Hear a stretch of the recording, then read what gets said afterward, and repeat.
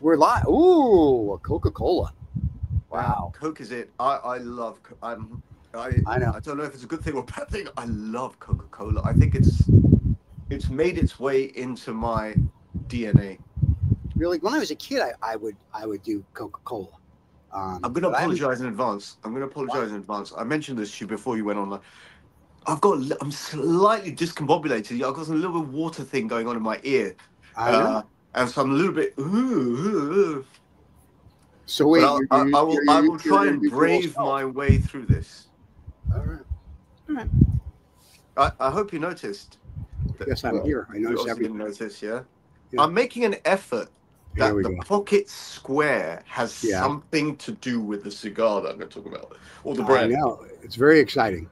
You are becoming a man among men, as they say. A man among men. Yeah, you like that, huh? I just thought of that. You're a man among men. Well. Can you possibly see? So it's a black pocket square, but it's got some. I don't know how to get this right. Yeah, it's got a little bit of gold, yellowy gold squares on it. So we're going to say it's not an exact match, but I'm delighted that I found a pocket square that, at least in terms of colors, hits the brand that I'm going to be talking about when you say, Reza, can you give me your Habanos story? I will. Right. I thought we were talking about Agent Provocateur there for a second, but apparently we're talking about cigars now. All right. When you say Agent Provocateur, you actually mean Agent Provocateur.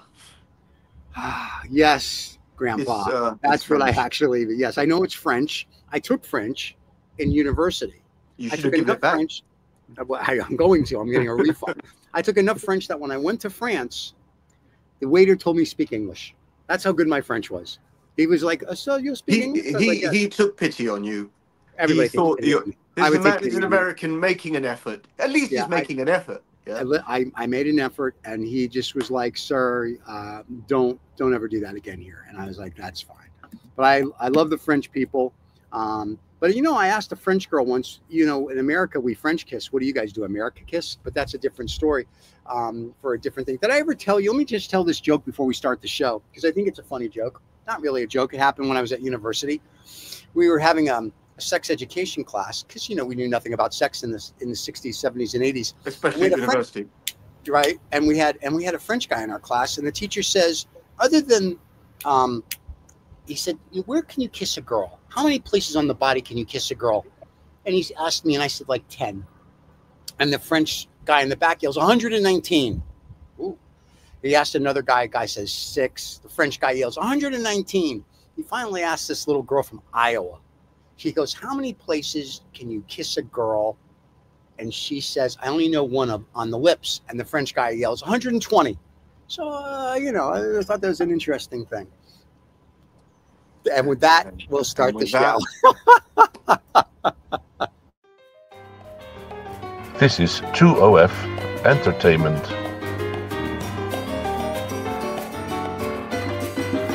Welcome to Habanos Saturday, the fastest growing cigar show on YouTube with over 100,000 subscribers. Come join us every Saturday live.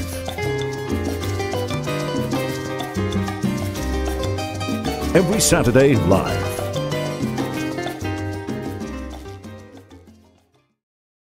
And Nadar, trying to get the sinuses equalized. I see that. And Nadar says greetings. We say greetings to him as well. Thank you for watching. Tell your friends, and we'll release his family after the show. Now, let's. What are you, Nixon? Okay. So today we have a very special show for several reasons. One, we are working on the Zhao interview, which is going to come out. No. Which is going to come out, if not tomorrow, on Monday, and it is going to be spectacular. It is Academy Award-winning photography. Oh, don't build it up that much. Don't build it up.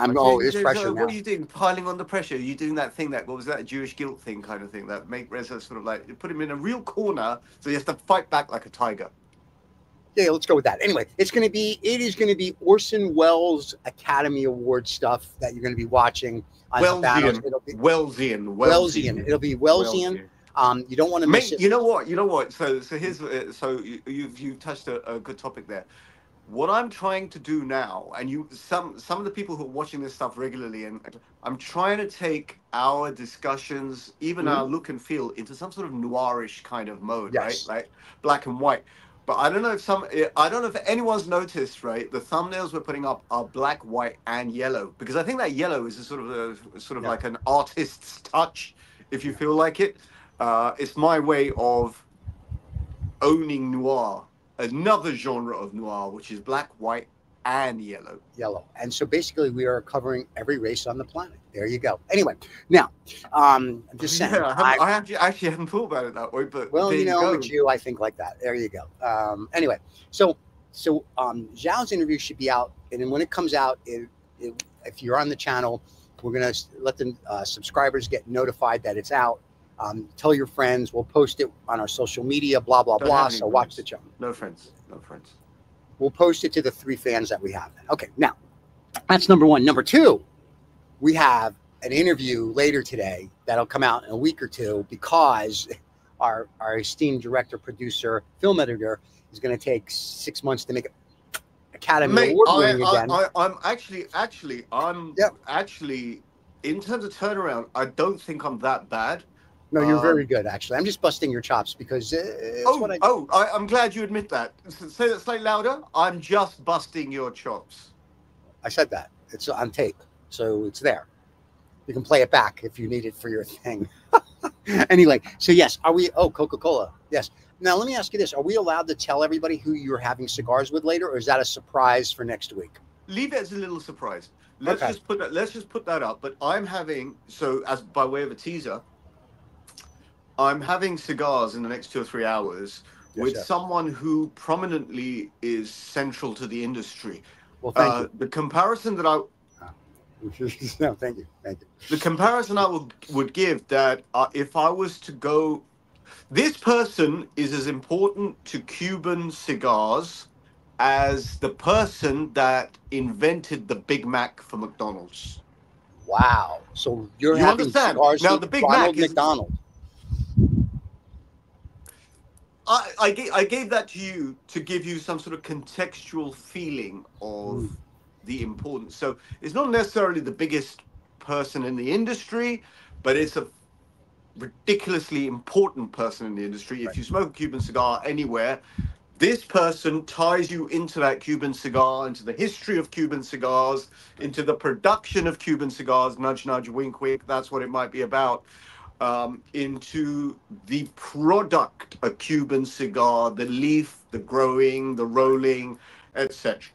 So that I think is quite interesting. I mean, there are all sorts of personalities within the Habanos industry, right? There's social media people, there's marketing people, there's training people, there's owners, there's growers, there's rollers.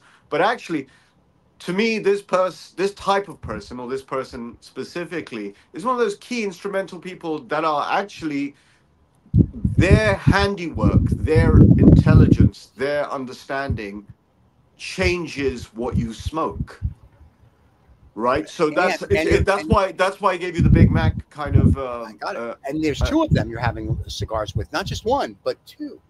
2 of them, and so that I think is going to be a really interesting thing. So it's not necessarily someone who is in terms of social media or in terms of actually this is perhaps what makes this person even more interesting, is because they're not so much on social media. They're not so much on these are sort of people who are in fabric of the industry. Right. This is when this interview, when it comes out, and hopefully we'll have it by next Saturday and we can attach it to the show.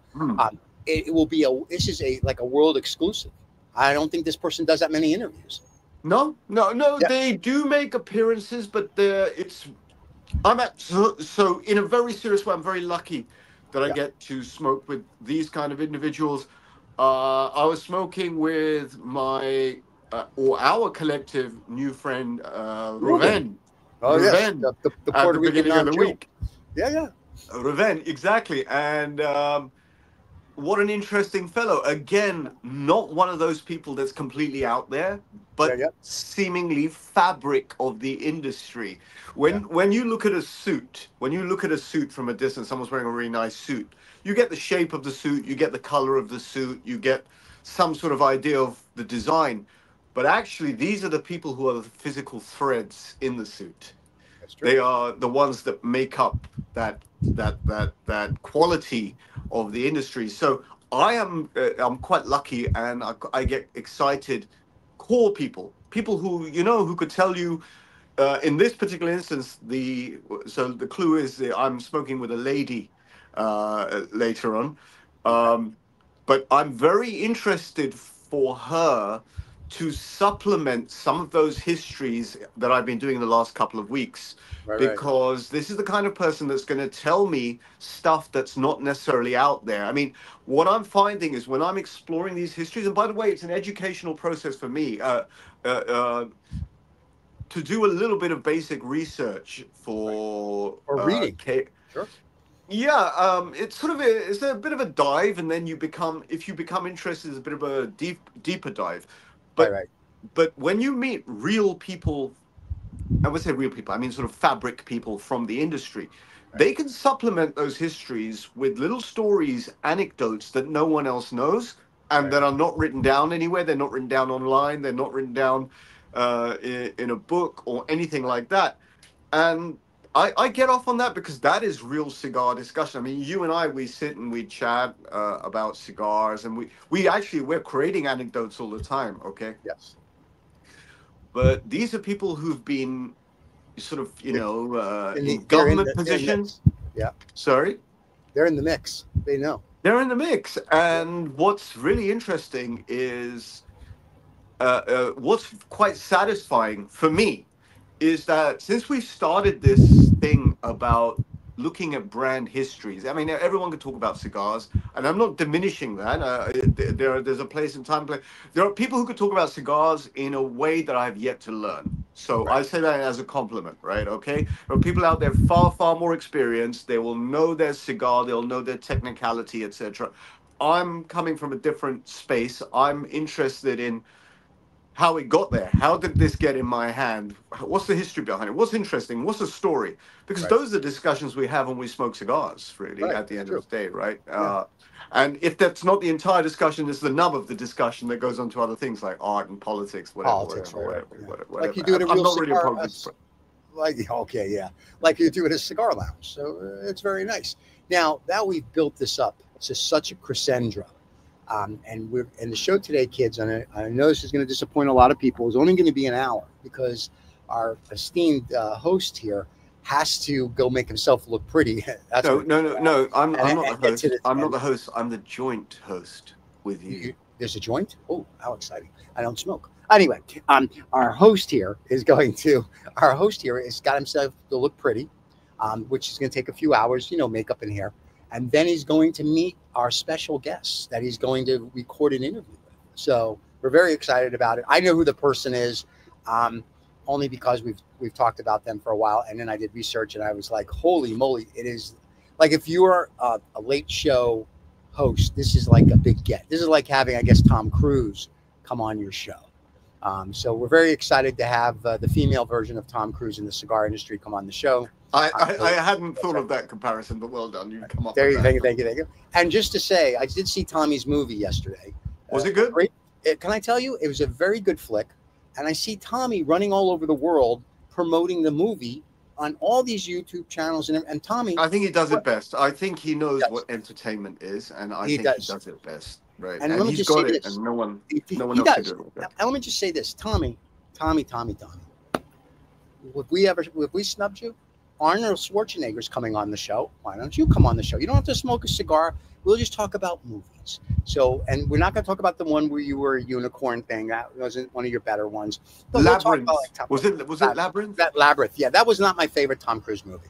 So I haven't even seen it. I have never seen it. I remember seeing it like on HBO at 2 in the morning, and I was like, yeah, this is not a good one for him. But like Taps and Risky Business and I mean, like when I first noticed Tom Cruise was in Risky Business, I was like, that's a cool. I remember who I saw the movie with. Risky Business was with the pool, right? No, that's not the pool. That's when he was going to university. He had his house become a brothel. Oh, I haven't seen. You know, funny enough, he's got one of his famous. I haven't seen that movie. But what's the one with the pool? Do you remember? Pool. There's one with a pool. The pool playing billiards. Well, that was with Paul Newman. Paul Newman. And I don't. That was supposed to be a. Paul made Minnesota Fats or whatever, the billiard movie he made. And then Tom made that movie as kind of like a tribute. Almost like an homage or a part two. Yeah. And I don't remember the name. So Tommy, you need to come on and we'll talk about those movies. But I will say something. For all Tom Cruise's, when people criticize him and say this and say that, when it comes to him being an entertainer, he rules. He is the guy. And I read an article the other day that said he wants to make action movies into his 100. And God bless you, Tommy. I hope you can. If he wants to come on the show, that'd be awesome. He's done that rare thing. He's kept it. I mean, I know he's got all the money in the world and the resources in the world, but the actual enjoyment of going to the movies and making, he's kept it totally real. That's what it is. Real. Right? The stunts in this last, unbelievable. There you go. We're celebrating the stunts he did in this movie. Unbelievable. And then I'm thinking to myself, dude, it's just like you're like, mwah. So yes, that was he's making movies about himself having fun. He's not working. He's just having fun. Yeah, I think that translates onto the screen. Yeah, and I enjoyed it. So Tommy and your people. I mean, our people are trying to talk to your people, but beat Arnold Schwarzenegger. Arnie's coming, and we'd rather have you. Arnie, I love you, but Tommy is a little more relevant. So Tommy, anytime you want to come on the show, reach out to us. There you go. I don't think he smokes. I don't think he smokes cigars, but it's okay. We'll smoke cigars. Tommy will talk about the movie industry, and it'll be a fun 30 minutes. And then he can go and jump off a roof with a parachute or some crazy fakakta thing he wants to go do. I'm just saying. And there you go. But enough about Tommy and the movies and all this other stuff. Let's get down to the brass tacks, as they say. Let's talk about the brass tacks. Let's talk about the beautiful cigar history we're going to do today. And we have no intro, so we're just going to edit it and put it out. You do have an intro. You've got that one of my ridiculous face blowing smoke, and then that goes. You got it somewhere. You don't have to do it. Well, the problem is that music is YouTube doesn't like that music. So no. We can edit over that in post production. Right, I can't edit it on this for. I think what you should do now is, instead of me doing that stupid thing, right?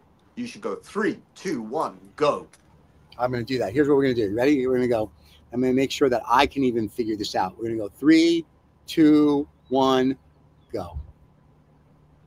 Well, welcome to this week's Habanos history. And I'm very keen not to say the H out loud. I've been told off, never say H in Habanos, especially because it's a Spanish word, is Habanos history. Okay? And for your benefit, Stephen, as you know, I don't like to do histories from a very technical perspective. I like to give you a bit of a flavor. So this week, my little story is about how Cohiba started up. Okay, now Cohiba is one of the most famous brands, and I made an effort to get a pocket square that matches the band. This is the best I could do. It's got the black, it's got the gold little squares. It's obviously nothing to do with Cohiba, but that's the best I could do. So I made a little bit of an effort. Okay, right. And so here is how I see the Cohiba story. Now, legend has it that this was a brand developed for Fidel Castro.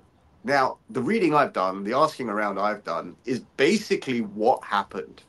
Is sometime early in the 1960s, Fidel Castro, who had a bunch of bodyguards, was looking at one of his bodyguards in particular, and this cool cat was smoking a cigar with a great aroma, and Fidel Castro literally asked him, dude, where the hell did you get something like that from? I mean, when I say literally, I'm transliterating from the Spanish, but it went something like that, right? Okay. And so his bodyguard said, well, actually, you might think I'm a cool cat, but there's a cooler cat than I called, let me think of his name. I made a note somewhere here. Rivera. There's a guy called Rivera who's an artisan, and he's got his own mixture of leaves and his growing process. So This guy was summoned by Fidel Castro, and Fidel said, "Look, you make a fabulous cigar. What is the recipe? We want to make it, etc., etc., etc. I'd like to make it for myself. I'd like to have it made for myself." And this guy, whether he was under pressure or not, he said, "Yeah, this is how I do it. This, I'm sure he kept behind some secret ingredients, and that could be a separate story, right? Yeah." But what happened is, in the course of this, for a certain amount of time, this guy just privately would make some cigars for Fidel Castro. And then Fidel Castro set up what was called what is still today running the Leguito factory. Okay.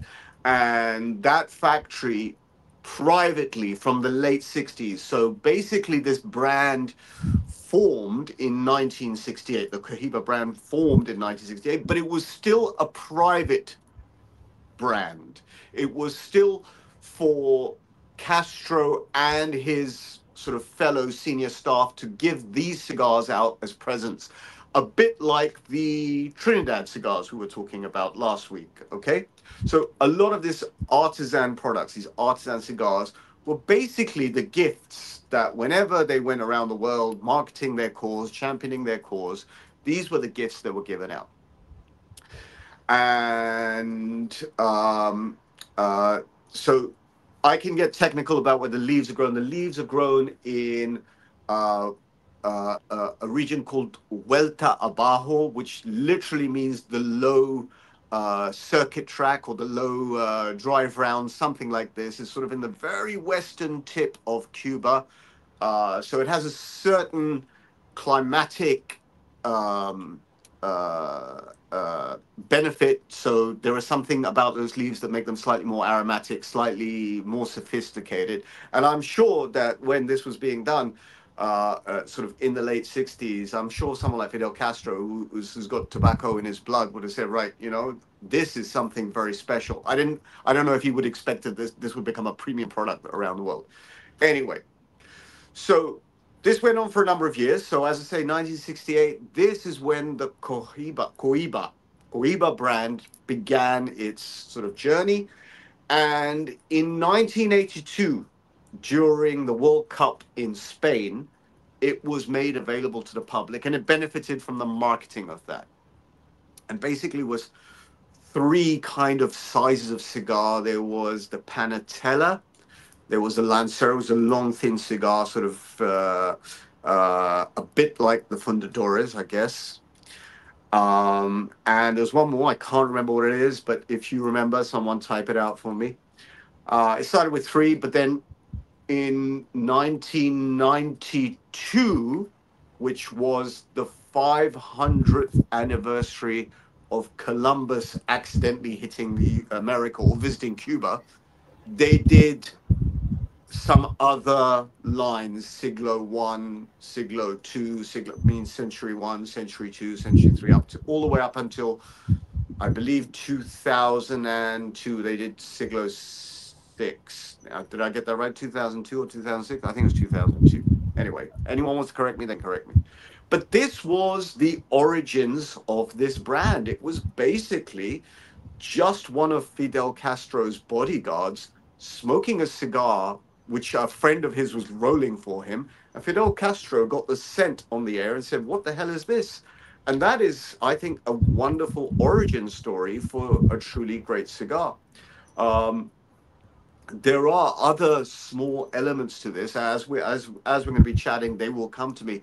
But that is the origin story, and I hope that people who know something more about it will let me know, and those who don't, who you know, sometimes visit a cigar lounge somewhere around the world and pick up a Cohiba or Cohiba, they now know why it's so significant and why it's so famous, and why it's perhaps so expensive, because it ties in exactly with the history of Fidel Castro. And there's one last detail I'm going to put in: the Leguito factory that was set up. It was set up in great secrecy with a lot of protection around it, primarily because the CIA throughout the early and mid 60s were always working on assassination attempts on Fidel Castro and Raul Castro, his brother, and they would there's this famous story of the exploding cigar, and this was why everything was done in great secret. So all this secrecy and mythos, there is some origin to it, and I hope I covered that very quickly for you. I think that was, as they say, a beauty. Look at this. We're doing a close-up today. Oh, how exciting. So the people on the podcast, you don't get to see how pretty we really are. No, that was very cool. I'm good. I will tell you, I love when I'm traveling abroad or on abroad, either way. I love my Cohibas, and I will smoke them because they are still to this day, I think, one of the best cigars out there. You know, the Cuban ones, not the American. The stuff we get in America is just crap. So you see, so the purpose of this story, for example, is you know it's good when someone like Fidel Castro, for example, the origin story is that he smelt this on the air around his bodyguards and said, that's outstanding, right? You know that you're onto a good thing. You know you're connected to history, you're connected to a person, you're connected in time. When you pick up that Cohiba cigar next time, whichever Vitola is, and let me give a shout-out recommendation. I always try and do a recommendation. Recently, I've been revisiting the Siglo II. This is a cigar that I used to smoke almost all the time throughout 2013 and 2014, perhaps even earlier. My memory is sort of a little bit disjointed, but around 2012, 2013, 2014, I was smoking Siglo IIs out of a tube all the time. It was a really well-priced cigar. At the time, you could get it for like 12, 13, 14 euros per stick. Now it's something like 40, 50 pounds. But that cigar, in terms of size, in terms of bang for buck, it delivers absolutely everything. Gives you aroma, complexity of taste. It doesn't blow your brain away. It gives you that experience of enjoying, especially if you retrohale it. You get so many different notes. It has a little bit of change. It has a little bit up. It has a little bit of down. It is basically easy listening classical music. Very enjoyable. Nothing too far out there. Nevertheless, high quality. So my shout-out recommendation this week, in line with the story of Cohiba Cigars, is the Cohiba Siglo II. And there you have it. There's our Habanos history for the week, kids. Very nice. That was How good. am I doing? That was excellent. I cried. Halfway through it, I cried. That's how beautiful it was. A tear came from my eye.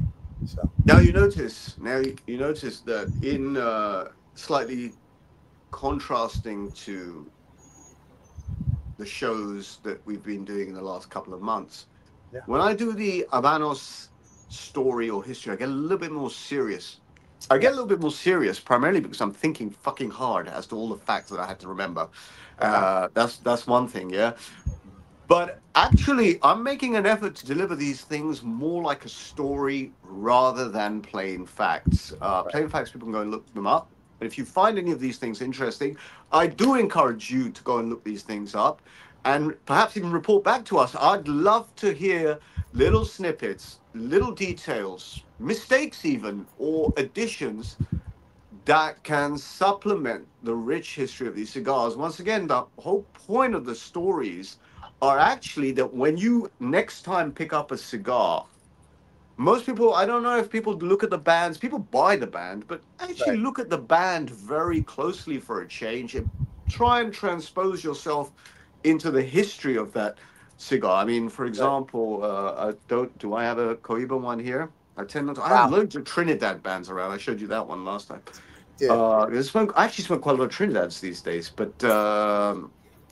we've got an H. Upman there.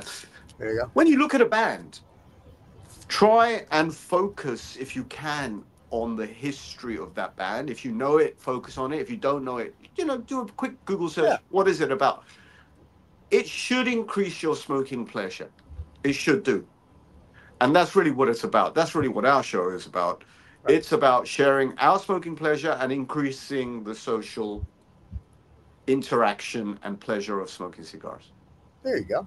And it's free. And we don't charge for this education. And there you go. Well, I don't, but you being the way you are, one way or another, you'll get them. Coming or going, you'll get them. I'm a Jew. It's how we do things. It's okay. Well, I didn't say anything. You said it. Because I can. It's kind of like, I have a friend of color. He says he's black, so we'll go with that. A friend of color. What is this? Family Guy. A Family Guy. I have a friend of color. Yeah, Cleveland. I have Cleveland's my friend. And you know, when he says a joke, and he's told me some really like jokes, and I look at him like, dude, you got to be. It's like I can get away with it. It's the same when I tell a Jewish joke, I can get away with it. You know, I can't. One should be able to get away with every joke. That's true, but I mean, out of respect. Now in close company, no, out of fear. No, out of respect. I could care. I don't fear anything. I don't give a shit. You got the wrong one for that. But out of respect for people, I don't want them to have heart attacks. Unless I don't like you, then I don't care. But so for me, it's a different mentality. But I do enjoy when we're alone and there's a group of us and we're telling off-color jokes, or they call them blue. Some of the raunchiest, disgusting, most denigrating to a person, a race, a set. It's just funny, and we all laugh because that's when we were kids back in the day before fire. That's what we did, and nobody thought anything of it. They're just their jokes. But today, people are pussies. I get it. It's all right. So there you go. That's my little thing on jokes. There you go. Hey, so anyway, that was a very good story on Cohiba. I'm very excited. It's just a small. The thing is this. The whole point is for me, in 5, 6 minutes, 10 minutes, throwing out details. It's not about throwing out like lots and lots of facts or vitola sizes. Okay, it's interesting, but that's not what it's about. For me, I just want to share the story that makes it interesting for me. Now it comes to Cohiba. There are some key interest parts. The interesting part is it didn't start. This brand didn't start because someone wanted to roll the best cigar. Right. It started because someone already privately was making something that he thought was the best it was. And then someone really famous like Fidel Castro, or sort of like almost the most prominent person, caught a whiff of it. Yeah. And that is so interesting to me. That's like going into a cigar lounge saying, what the hell are you smoking there? You know? And the thing that makes it even more interesting is that it was one of his bodyguards. And the thing that makes it even more interesting is that the guy who this bodyguard got the cigars from was a friend of his, who was just there, a small artisan product maker. What's even more interesting is that product is perhaps the most expensive Cuban brand there is. 50, 60 years later. Yeah. And those things are, you can color in the detail, you can color in sort of the pictures and get more detail and get more interesting stories. But that is a hook in itself for me. Yeah, I agree. I'm always fascinated by history, no matter whether it's cigars or anything, even cars. I have to know the history of a car, like how it started, how this, how that. When people say, "Oh, I collect cars," I'm like, "Really? What's the history?" And you'd be surprised how many guys don't know the history. So and I'm shocked by that. I'm like, but you have to know the history. And how can you? I just saw Nader, Mr. Behik 52 salute. So there's a salute to you, sir. I said that earlier, but thanks for keeping up with the show. No, I was already in history mode. I was just going through my little Rolodex of the key things. There are far more aspects of this history. And one thing I want to give a shout out to your general audience is that when not much know this story, good for sir. I think that's almost English, but I think he's drinking heavily today. So that could be it. Right. So what I like is that when I did the Quai d'Orsay history and when I did the Trinidad history, there's a whole group of people who are sending me material straight after the show. They say, "Oh, have you read this book? Have you done this? Have you done this?" And that's lovely. I mean, honest with you, that's really nice. That's not how I approach this. I really want to tell people to fuck off. But what happens is when you do something of value comes back to you. You don't have to go looking for it. It comes back to you. And that's this is in line with me trying to be a nicer fellow for the last 2 or 3 weeks. And, excuse me. And so I think we're gonna have to do a graph. I'm gonna have to do a graph for you. A graph of being nice and being interesting. And I think that there's going to be a weird shape that as you get nicer, you get less interesting. Or you get more interesting. Well, I don't know. I don't know. I think, nice is relative. I mean, I think overall we're nice. I mean, we're not sucking up or kissing anybody's butt. So, we're nice. And if we say what's on our mind, I don't think there's anything wrong with that. That's just old school. I think guarding what you say is a bad thing. I'll say one thing for Donnie. even though he makes up words that are still in the dictionary and tells everybody that he thought of the word, that's fine. But at least Donnie says what's on his mind, and I'm okay with that. And I think that we have to get back to a society where people can just say what they think and people not be offended by it. So whether you're nice or you're a dick, it makes no difference. It's just, if that's who you is, that's who you is. And Nadar says that English is his second language behind alcohol. So I'm not really sure. I got the meaning. So thank you. Thank you. We have to bust his chops, because if we don't, then who will? I'm not going to bust anyone's chops. Here we go. I've been on the wrist so many times. I will save that for moments. I found myself being baited the other night. Really? Okay, now you're gonna find this. You're gonna find this interesting. You actually, this is sort of like I won't say a private sort of anecdote, but I was sitting in not even a cigar lounge. I was sitting on a terrace at a very, very cool establishment that used to be owned by Michael Caine in the 80s. It's called Langan's Brasserie. Okay. And they have a private members club. Sort of, you go upstairs, you got a great bar, great sort of music, but they've got a terrace. I'm a member there. I'm lucky to be a member there. And I went and had a smoke with some of my friends that I smoke with, not many, so you know who I mean. Yep. And as I walked in there were some other people, nice people who were sitting there who knew me, and in a very nice way. I'll be very honest with you, I don't take it badly. They basically wanted to bait me into being nasty. And I just wouldn't do it. And I wouldn't do it. I sort of like resisted and sort of like the old resident inside just wants to get out and eat the whole fucking room. Yeah. But I was baited and calm. And that, had you been a fly on the wall, Stephen, you would have loved that. That was me being uncomfortable, not in a bad way. Just said, hold it in, hold it down, hold it. Not even gonna vomit yet. Hold it down. Concentrate. It was like that. Yeah. No, I do that to an extent, and then either two things happen. I have to go smoke a cigar and have a scotch because I want to kill somebody, or I blow. It's like the niceness can only last so much. People are just too stupid. They need to be told. I'm sorry. No. Seriously, I think it's a test of. So I'm beginning to feel the aging process now. I never used to, but I'm beginning to feel the aging process. Like a cigar, I'm aging. Correct? Right. Yeah. I think it's I really kind of a little bit enjoying this trying to be nice when inside everything says just fucking eat the whole room up, but there's a kind of resistance, almost like the resistance in a cigar, where the self-discipline is kind of kicking in. It's like, listen, be the wiser person, be the smarter person, but then there are times where I completely lose it. Yeah, my mom would always say, be the bigger person. I would tell her, nah, I'm good. I need to be the bigger person. I don't care. I look at it this way. For my own mental health and physical health, no. If I need to blurt it out, I'll blurt it out. I don't really care. Because at the end of the day, I need to feel good. I'm not worried about somebody else's feelings.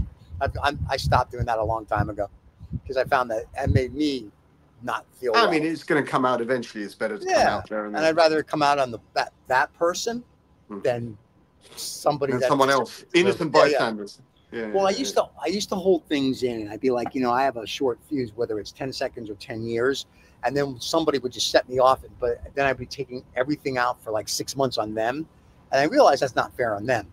And so what I do now is, if you're stupid, then I just tell you in my own way that you're stupid, you're stupid, and there you go. Now, since I have done sort of the three super, K d'Orsay is not a super brand, but it's going to become a super brand. Right. Perhaps. Having said that, its origin story is almost of a super brand. Yes, it is. Right? So because I've done K d'Orsay, I've done Trinidad, I've just done Cohiba. You have. Next week, I'm going to try and do Cohiba Part 2, which will be the Behike story. That's going to make Nadar very happy. Yeah, so the Cohiba Behike, which is a Cohiba line, I will try and do that, because actually this is a bit more relevant. This is more relevant to Behike because it's mainly black with gold. Cohiba's the other way around. It's more yellow and black, if you know what I mean, right? Mm-hmm. Okay. I will already say that my next week's story is about Behike. and I will go and do some research for that. But in the meanwhile, on this particular occasion, if any of you listening want to send me some nuggets about BHK that you would want to feature, I'll give you a shout out. I'll credit you with that. But send me something unusual that most people don't necessarily know. I'm interested in the story that puts a smile on people's faces, especially as by way of anecdote. Right. And so my plan is this afternoon when I'm smoking with our guests, with guests, I want to very quickly review my histories that I've done this week and the last 2 weeks and say, well, what did I miss out? How could I have supplemented it? What else can you tell me? Which in itself is a beautiful dialogue. If you're sitting and smoking cigars, your cigar enjoyment level goes. No, on the PK, isn't that the one Clinton used on Monica? Because if that's the case, that's it. We should ask Monica. And Bill. I mean, that's a fucking good question. You know. Yeah. What cigar did you use? Which cigar was involved in this process, right? Yeah. Was it a Cuban or a Dominican? That's all we want to know. I mean, it's these subtle little details, right? Yeah. God knows. I mean, God knows. And God knows if anyone knows. I'm convinced, however, that in this Cohiba story that I told you today, that the name of the guy that was making these cigars, Mr. Rivera, I can't remember his first name. I can't remember. Anyway, you can Google it. You can Google it. I wonder if he held back. In terms of, when you go and ask someone what their recipe is, invariably they hold back because they don't want you to have their recipe. They'll tell you everything except one thing. I wonder if he did hold back. I wonder if he didn't. I wonder if he was asked under coercion, tell us what the fucking recipe is. I mean, it is Fidel Castro asking him, right? Yeah. Or you could have said, I'm trying to put myself in that place. What did Fidel Castro say? Would you very kindly tell us how you roll this, or is the crew go in and say, right, what is this? Yeah. And that's what makes a story interesting. That sort of like the fill in the imagination, fill in the gaps. Yep, that's very. And our guests that you're going to be smoking with later may know that because Cohibas still have a nice smell to them. I mean, I wasn't smoking in 1968. Yeah, so I'm not sure if it has that smell, but if the guy survived it after he made the special cigars for Fidel, I'm assuming that he didn't hold back. He probably gave him everything. Why not? So there is a second recommendation that comes to mind, since we're talking about Cohiba, is the one that so it's a cigar I smoked for the first time maybe 4 or 5 months ago at number 6 Cavendish, actually. Marshall there said, you got to try this. It's ridiculously good. It's the Cohiba Ambar. Okay. And I loved it. I smoked it 4 or 5 times again. Generally what happens, if I really like a cigar, I kind of like stay on it for a few weeks. Right. One way or the other, that's what happens. But that was outstanding. Now, Nadar's saying something's not going to be a, whatchamacallit. I'm asking him what brand. He goes, it won't be a major brand because it's already carried in a regional edition. Major brand's not allowed to release a regional edition. I think he's talking about our little French cigar. The whatever. The Quai d'Orsay does regional edition. The Quai d'Orsay, but that's up till now. That's up till now. I take his point. That's up till now. I heard what I heard as a rumor. Okay. And rumors are rumors until something happens. But it could change. I don't know. Everything's. It's very hard to know what they're going to do in Cuba. They're very secretive. They're very. As so they should be. It's their product. It's a global product. They can do what they want with that product, right? But I take his point. I take Nader's point. I take his point that they super brands don't do regional editions. Let's see what happens. So what are the super brands then? Like Cohiba's a super brand. Trinidad, but I thought Trinidad did regional because Usman showed us some regionals from Trinidad. Do they? If they do, is news to me. I don't think they do. Okay, maybe I was mistaken. I thought he had something that was just for Pakistan once. Okay, never mind. So no. I don't think they do. No, I'm almost confident. I sometimes. So he's talking about Quai d'Orsay. Nader's talking about Quai d'Orsay. So Nader, the Quai d'Orsay thing was, it's only in the last month or so, which is what prompted me to do the history 2 weeks ago, is that I heard some gossip amongst quite serious people in the industry that it may become a super brand. It could be wrong. Okay. It could just be conjecture. Right. But I take your point. Gotcha. Interesting. Well, if they become a super brand, then we broke the story before they I hear that CAO Brazilian is going to become a super brand as well. I looked up their history. Yeah, right, whatever. I looked up the CAO Brazilian history. I looked up CAO's history because we talked about I should tell everyone about CAO. I was so unimpressed. I was like, thank God they make one good cigar, which is a CAO Brazilian. That's it. Because their history was sort of underwhelming. I was like, really? This is your history? Big deal. Because their website is for shit. If that's your history, you should make something up. I think you're making history by smoking this cigar. For them, I am. And you know, when we mention them on our Instagram, maybe once in a while they say thank you, and I'm like, I'm not going to mention you anymore because you need my help. I don't need your cigar. So there's other cigars. So there you have it. But no, it's just some of the stories are fascinating, and some of the people I've met over the years in the industry are fascinating, especially in the States when you meet the guys like whether it's Rocky Patel, which I'm not a fan of his cigars, or some of these other guys that make some of these other cigars that I've met, and they tell you the story and how they did it. And it's just fascinating to hear their stories. I mean, they're not as rich in history as a Cuban cigar, but their stories are just fascinating. And it's a shame that like Oliva or Fuentes won't come on and tell us their story. I would like even CAO people to come on and tell us their story, but like I said, if their story is what I read on the internet, it sucks. Here's the problem. I say this. I know I can be a little bit brutal. I'm making an effort not to be so brutal.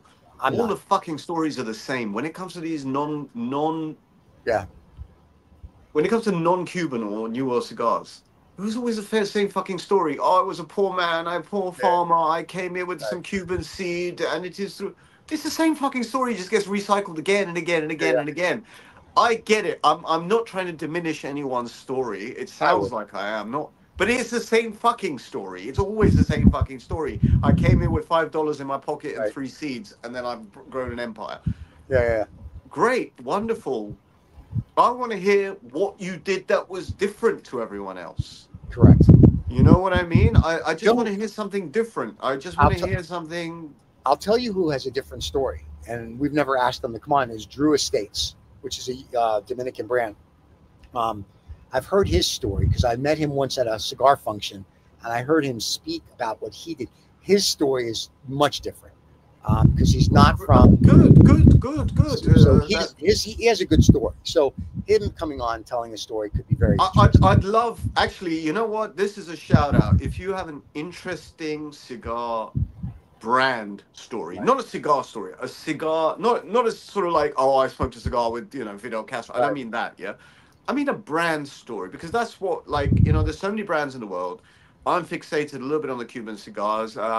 I have a friend, a gentleman in London, Roy Sommer, very, very nice guy, very cool guy. He's the head of marketing for Davidoff, right? He pokes me in the side about this. You fucking Reza, you turned into a fucking cigar snob, yeah? And you only into your Cubans. I said, Roy, mate, if you give me the opportunity to smoke anything, I will try it once just to put you out of your misery. Yeah, you want to try this? And having said that, this guy, I think he's been quite picky, because I've had 2 Davidoffs. I've appreciated both of them. Both of them. Right? Okay. I haven't been salty about them. It's just that I think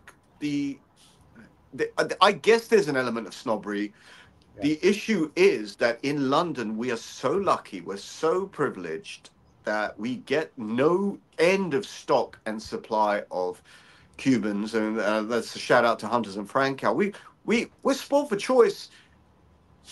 You have something that's like 30 pounds, like a Ramon Alones specially selected, which is just an outrageously good cigar. It's 30 quid, right? Yeah. It's just outrageously good. Why would you necessarily, and I'm talking about myself, once again, you don't agree with me, put my opinion in the dustbin and don't even look at it again. Why would you then go and pick another cigar that's 35, 40 pounds, that's not Cuban, that is trying hard to capture the same sophistication? That's the viewpoint I come from. Right. I need to be, perhaps, if someone wants to convince me otherwise, I'm open to being convinced. My palate, I don't think I'm a snob, because if you ask me what my favorite burger brand is, I go to McDonald's. I had McDonald's last night. I love McDonald's. It just sits for me in my palate.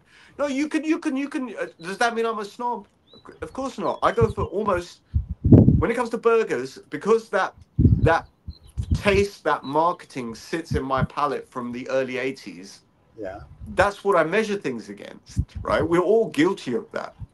You don't have like a good hamburger place in London? No, we have. I too, with Ruven, I went to Shake Shack, but No, I'm not into. place. I know, but I'm not into this gourmet. I'm not into this gourmet nonsense that it's got to be. You know, I like fast food. Fast food Really? is ready, done. I know, I love fast food. One of my favorite things used to be KFC or Kentucky Fried Chicken throughout the late 70s, 80s. It's totally changed. I don't know where you can get great Kentucky Fried Chicken anymore. The flavor's changed in the UK. It's died a death. I'm a fast food junkie. Now, the reason I say that in the context of cigars is that my cigar smoking journey started in bits and pieces in the 80s when I was a teenager, stealing my father's cigars, right? But what happens is it stays, the scent memory, the scent of those cigars stays as part of your nostalgia. It stays. And going to Cuban cigars for someone like me or someone of my age is because my father smoked them, and it reminds me of my father, right? Now, I'm sure that if I say that to someone, they'll say, "Oh, I get it. Oh, I get it. Yeah, you're not a snob. I get it." But actually, people think a different way. So until you explain your own story, people presume that you're price buying or snob smoking. Right. And so that's my explanation. I don't need to give that explanation every single time. But I go to Cuban cigars because it has a scent memory associated with it. Gotcha. Well, I will say one thing about the Davidoff, because last year, your cigar of the year was the Davidoff Year of the Snake. Yeah, right. There you go. So you know, I've broken that trend a little bit. And I think my cigar of this year, I already think I know what it's going to. I mean, I've been through a bit of a journey since the beginning of this year to now, because of the encouragement of friends, people like Usman, Mustafa, even Christian. Upman. I've started smoking a lot more Upman, H. Upman. Yeah. But I have a feeling that at this end of this year, no matter what I smoke, and I've smoked some pretty extraordinary cigars, my cigar of the year is going to be Siglo 2, Cohiba Siglo 2. Really? It's a cigar revisited after a long, long time, and it's just blown me away. It's absolutely blown me away. Okay. And it's kind of relevant that I'm saying it on a show where we just espouse the history of Cohiba. Right, I can already tell you, I can already guess, if I make it to the end of the year, that the cigar of my cigar of 2025 is going to be Siglo 2. I don't know why, but I have that feeling. All right, well, we'll see. It'll be very interesting. And I don't know, I'm smoking different cigars throughout the weekend and weeks, and I'm trying to find my cigar of the year. But I will say this to the fans in London: you know, when he brings up a cigar, they usually sell out by Monday. And then nobody can get them. Yeah. No, there's. I've seen people smoking Siglo 2. More people who are around me. I'll give them a cigar. The Kesco sold out. Trinidad, so everything you talk about, people rush to go try. So it happens. You get a little bit of a trend. You get it's in the current. So what happens is we talk about these things, and then when I'm on Instagram, so it's the Instagram algorithms as well. It'll push K Dorsey. It'll just put and then you get the feeling that, hey, are people actually smoking more K Dorsey, or am I just getting marketed to, or whatever it may be? But I think there's a little bit of a trend thing. You set a little bit of a trend, and you don't do it on purpose. I'm not saying I'm trend setting. I'm just saying that you talk about it, people try it. That's such a great thing. It's a lovely thing. If anyone has any recommendations, send them to me. I'll try it. Yeah, of course. And for me in the States, if you want us to try something, we'll try it. Like we tried the Don Emrys or whatever cigar a few weeks ago. It was very good. And we did a whole bunch of stuff on that, and I was very impressed. He's actually winning some awards here in the States. So I was like, good for you. And then we have another group out of the Dominican that are going to be sending us some, so we'll try those as well. So there you go. So, but I think that's the way you have to do it. And, we're the guinea pigs, if you will. Now, not for Cubans. Sure. Cubans are relatively simple cigars, and Davidoff you're not going to go wrong with. But some of these newer, smaller batch brands, Those are the ones that we become guinea pigs for. When people say, would you try our cigar? I'm like, of course we'll try your cigar. That's what the show's all about, trying your cigar. So, and our friend Nadar says, Signature has always been a big grab for the size, even before. So there you go. So he agrees with you. So there you have it. And when I travel, I usually try to get that. Oh, it's good that we have a fan that likes us. You know how it goes. So we've got about 5 fans that hate us. I know. Well, we got lots of those, but they all watch. Who knew? So we're in a few minutes. So the ones that hate us, there's a message. Go fuck yourselves. There you go. Go play our favorite game. Go hide and go fuck yourself. Now, before we leave, that was just a joke. If you hate us, that's a nice thing. It means we're doing our job. That's right. And don't forget to subscribe and like. Anyway, why not?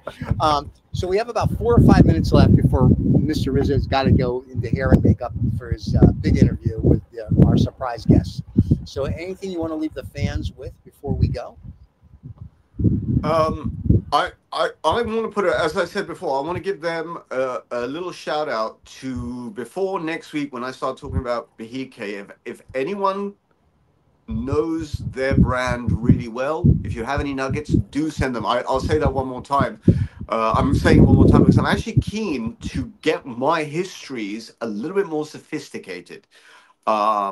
And that's what will happen. It's a learning process, an educational process all around. I don't claim to know. I'm your humble servant. All right. And if you're from the BK factory, feel free to come on the show and you can tell us the history instead. We'll just sit here and look pretty. Yeah, why not? That's a great one. Yeah, it's like, you don't have to come on. And to Arnie, we're looking forward to you coming on the show. And Tommy, I'm saying, Tommy, your movie's out. Now's a good time. And I did reach out, just so everybody knows, to that Egyptologist guy that was on Rogan. We reached out to him. Yeah, that guy. And they respectfully declined to come on. He respectfully declined to come on our show. Apparently, we don't smoke any pyramid type cigars. So I was like, yeah, okay, whatever. So I said, come on the show, talk about pyramids, Egyptology, have a cigar with us. And they said, we'd have to decline. And I'm like, then you decline. And we'll just tear you apart. They probably fear that you'll savage him. Probably.